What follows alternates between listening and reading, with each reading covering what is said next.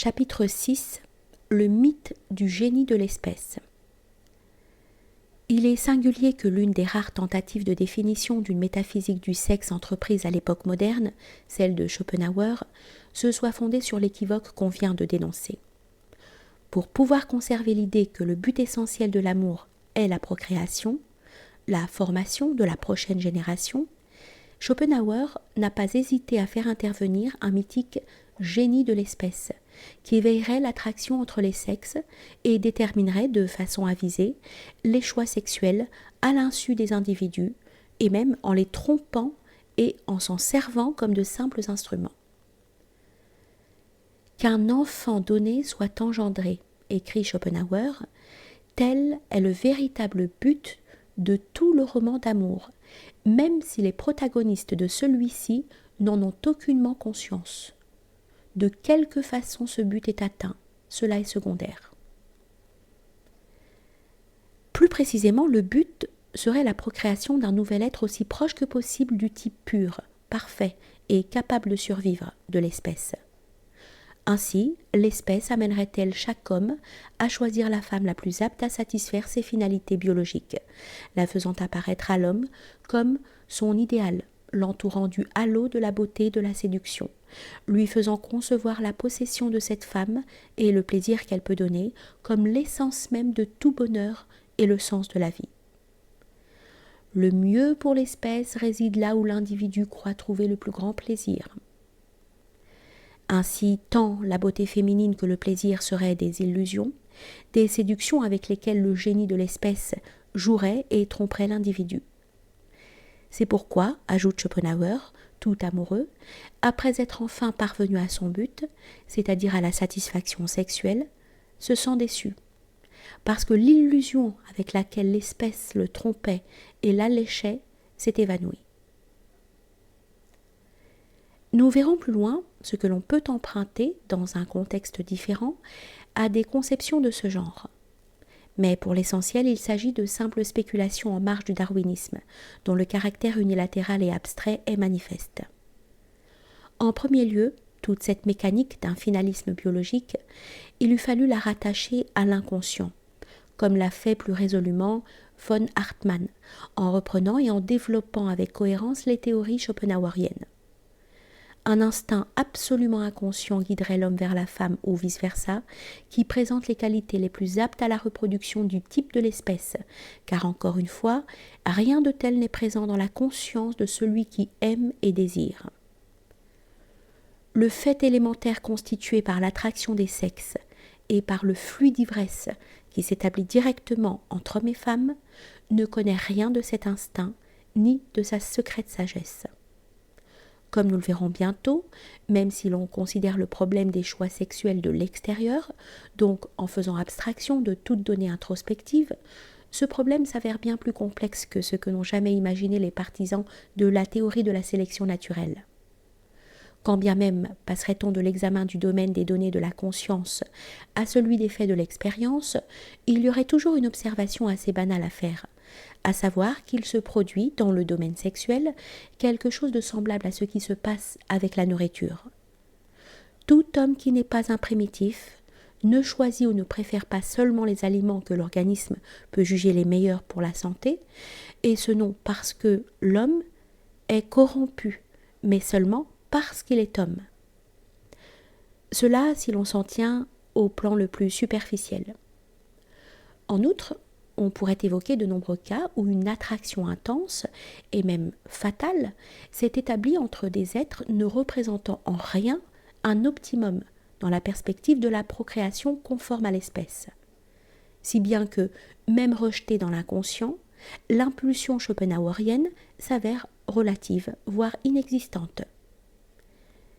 Il y a autre chose aussi. Sur la base de cette théorie finaliste, on devrait avoir, en bonne logique, une sexualité réduite parmi les exemplaires les moins nobles de l'espèce humaine, alors qu'elle est justement plus forte chez eux, fût-ce sous ses formes les plus primitives, et que ce sont eux les plus féconds. On serait fondé à dire, par conséquent, que le génie de l'espèce se révèle en fait, malgré sa perspicacité secrète et ses pièges, très maladroit et qu'il devrait aller à l'école puisque nous constatons qu'à cause de l'amour physique, le monde est essentiellement peuplé de sous-produits de l'espèce humaine. D'autre part, il faut rappeler que les caractères psychosomatiques de l'enfant, selon les résultats obtenus par la génétique, dépendent d'une certaine combinaison des chromosomes des gènes des deux parents, lesquels chromosomes sont les porteurs d'hérédité complexes et lointaines qui peuvent ne pas transparaître du tout dans le phénotype et les qualités visibles des parents.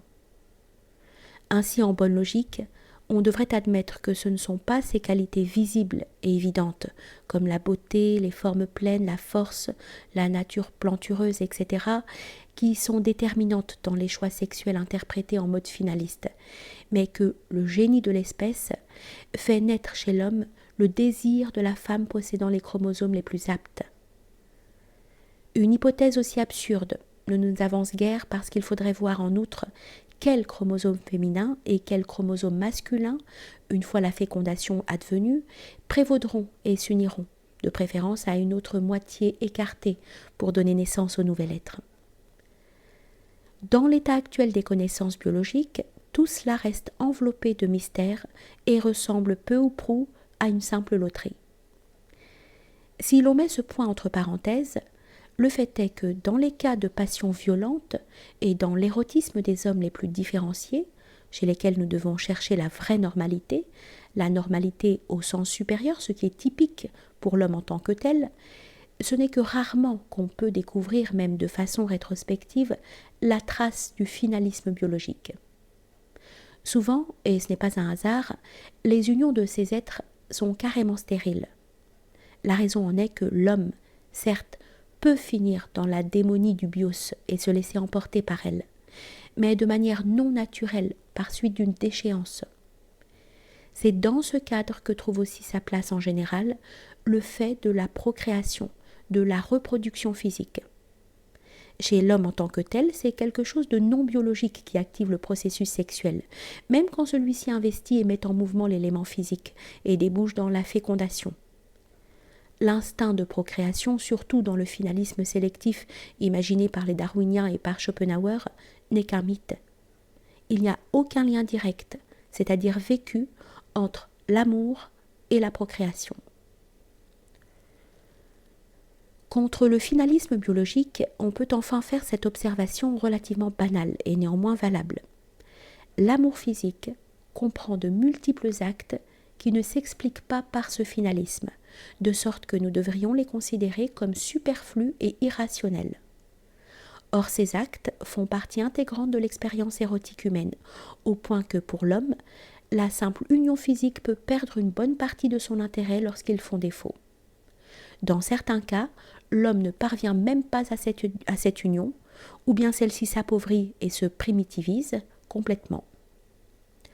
Il suffira de mentionner le baiser, que la nature et l'espèce ne réclament pas du tout comme élément nécessaire pour parvenir à leur fin.